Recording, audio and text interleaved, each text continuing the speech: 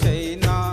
आई मिथिला में घरे घरे चौरचन होइ छै ना।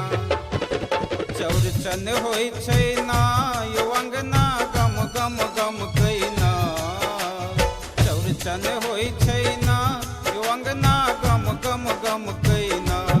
आई मिथिला में घरे घरे चौरचन होइ छै ना। आई मिथिला में घरे घरे चौरचन होइ छै ना।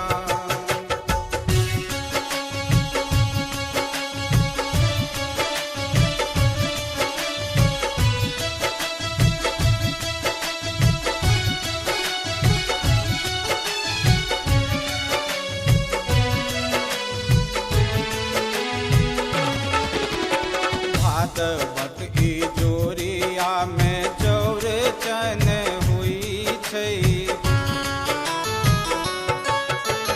भादवक ई जोरिया में चौरचन होइ छै।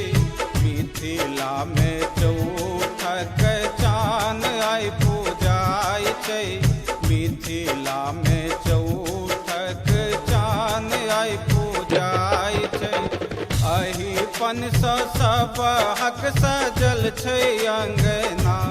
आई एही पन सँ सब हक सजल छै अंगना।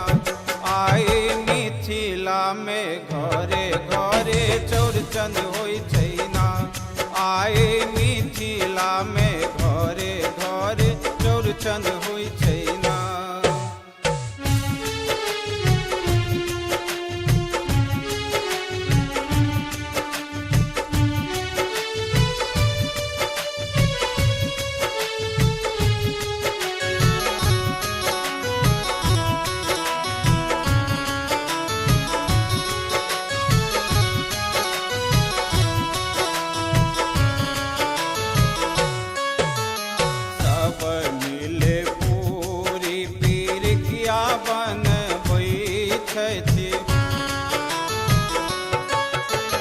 सब मिले पूरी पिरिकिया बनबै छथि।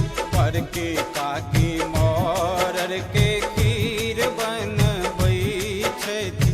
बड़की काकी मौरर के खीर बनबै छथि। छोटकी काकी डाल सजौलन भरि अंगना।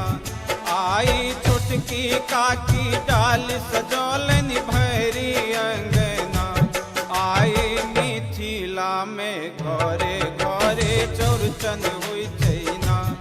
आई मिथिला में घरे घरे चौरचन होइ छै ना।